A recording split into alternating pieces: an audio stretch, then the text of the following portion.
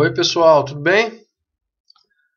E isto que vocês ouviram foi um trecho de uma composição minha chamada Sátiras, Trio de Flautas, e que tem tudo a ver com o tema que vamos tratar, que é o papel da imitação na arte. Como vocês puderam ouvir, nesta composição eu faço aí uma imitação ou uma paródia, digamos assim, de uma das melodias famosas da ópera Carmen de Bizet.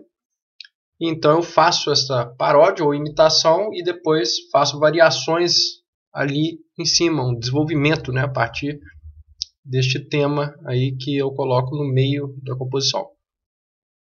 Então ele vai ter tudo a ver com o nosso tema principal de hoje, que é justamente Aristóteles e o papel da imitação na arte. Então, eu vou ler para vocês alguns trechos, na verdade o texto, né, em geral, e vou comentar alguns trechos com vocês. Então vamos começar. Aristóteles e o papel da imitação na arte. Foi um texto que eu escrevi para o jornal Diário Popular e cujo link deixarei na descrição para quem quiser ler sem as minhas digressões. Então vamos iniciar a leitura. A partir de onde começa a atividade criativa do artista? Pode o artista tirar suas ideias do nada ou sempre haverá meios que, na medida em que influenciam, determinam parte de suas intuições e processos criativos? O antigo filósofo grego Aristóteles atentou para o fato de que grande parte da arte se dá através da imitação, a qual, transcendendo a mera cópia de um objeto real, se realiza enquanto produção e processo, ambos singularizados de acordo com o artista. Nesse sentido, o indivíduo criativo está em consonância com a própria natureza em geral, porquanto a imitação, chamada igualmente de mímese, é também compartilhada pelos processos naturais observáveis. Daí a famosa concepção de que a arte imita a natureza. Com efeito, em sua obra denominada Poética, o filósofo assevera que a imitação não só reproduz de modo verossímil. Deixa eu só subir um pouquinho, pessoal, senão vocês não conseguem ler na tela. Isto. Com efeito, em sua obra denominada Poética, o filósofo assevera que a imitação não só reproduz de modo verossímil objetos já existentes em meios naturais, mas ainda traz a possibilidade do ser humano criar aquilo que a realidade não lhe dá, complementando assim a própria natureza. Então é interessante, né, que o Aristóteles faça essas relações entre arte e natureza, de modo a ligar tanto a natureza como princípio, muitas vezes, da arte, né, e meios aí que o artista pode imitar para criar sua arte, daí em diante, como a arte mesma, né, no seu processo final, como uma espécie de complemento à própria natureza. Schopenhauer, mais tarde, ele vai trazer isso também, né? Ele vai falar que, em certa medida, a arte, ela, digamos que traz à tona aquilo que a natureza já tinha como finalidade, mas não conseguiu chegar até o fim. Então, em sua Metafísica do Belo, Schopenhauer também fala algo semelhante, né? Mas acredito então que ele partiu aí de um ponto de vista aristotélico e expandiu esse ponto de vista, né, para chegar a essa conclusão. Então, continuando ali no próximo parágrafo. Trazendo isto para a atualidade, de fato é possível percebermos a imitação como parte do processo criativo e interpretativo das várias artes. Em música, por exemplo, se o intérprete imita o que foi criado pelo compositor, trazendo à criação dele sua própria expressividade singular, o compositor tende a partir de motivos, harmonias e concepções musicais que, em geral, já estão contidas em determinada cultura que o antecede, imitando assim certos elementos fundamentais para depois expandi-los ao seu modo, podendo chegar ao ponto de não serem mais reconhecíveis. Na escrita, por sua vez, o romancista e o contista geralmente imitam, de um modo descritivo, ora ambientes já existentes, ora imaginados, ora personagens e ações com respaldo na realidade, ora mais fantasiosos, como na literatura fantástica e na fábula. E mesmo o poeta concretista, com todos os seus neologismos e outros recursos atípicos, na escrita, sempre tem por base as letras e palavras do alfabeto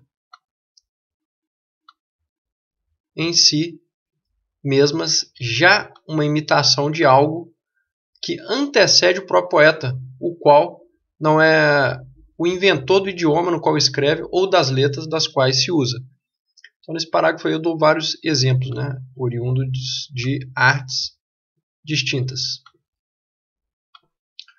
Próximo parágrafo. Em consonância com isso, nas artes plásticas, o escultor imita em geral ou a figura humana, um objeto natural ou algo imaginado que não se encontra na realidade, embora contenha quase sempre algo dessas como espelhamento ideal de alguma proporção real.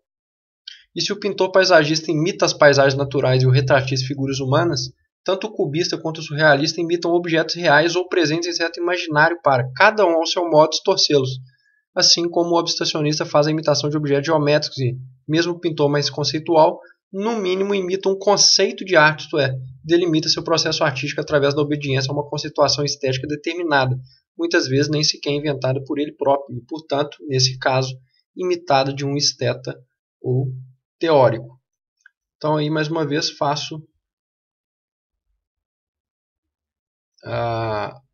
trago exemplos, né, de onde isso se dá e completo aí com essa questão de que muitas vezes também o artista está dando ensejo a uma concepção criada por outro artista ou por um esteta, né, ou filósofo da arte, etc., que ele próprio às vezes não sabe, mas ele na verdade está reproduzindo ali às vezes um conceito de outro e nessa medida ele está também imitando, porque a gente não imita apenas dentro da arte, ou seja, o artista não imita apenas objetos artísticos já existentes, ou, por exemplo, imita a natureza quando ele vai pintar uma paisagem, né? Ou um compositor que, na verdade, às vezes está ali partindo de um motivo que outro compositor já criou, né? Embora isso possa ser mais ou menos inconsciente, né? Já que muitas vezes a gente ouve tanta música que depois, quando a gente vai compor, a gente faz algo parecido e nem sabe o que está fazendo. Então, muitas vezes, esse processo de imitação se dá de um modo inconsciente.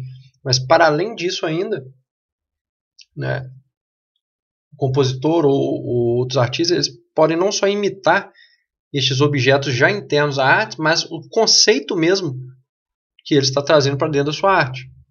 Certo? Então, por exemplo, um artista, quando ele quis ali, por exemplo, no século XX, né, vários artistas quiseram, por exemplo, criar uma arte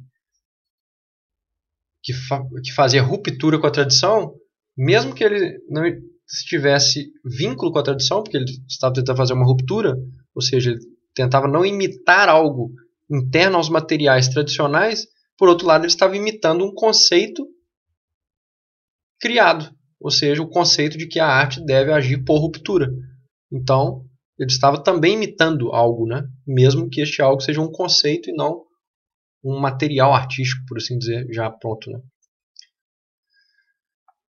E, por fim, o último parágrafo.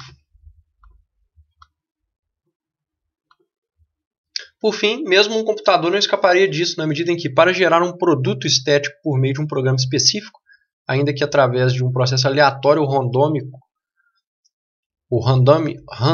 disposto pelo programador, ele precisaria não só recorrer ao seu próprio banco de dados e, portanto, imitar parte destes dados que já existiam antes do próprio processo gerador, como também necessitaria de um algoritmo para tanto, e este, como sabemos, só é possível porque imita uma sequência finita de regras e operações.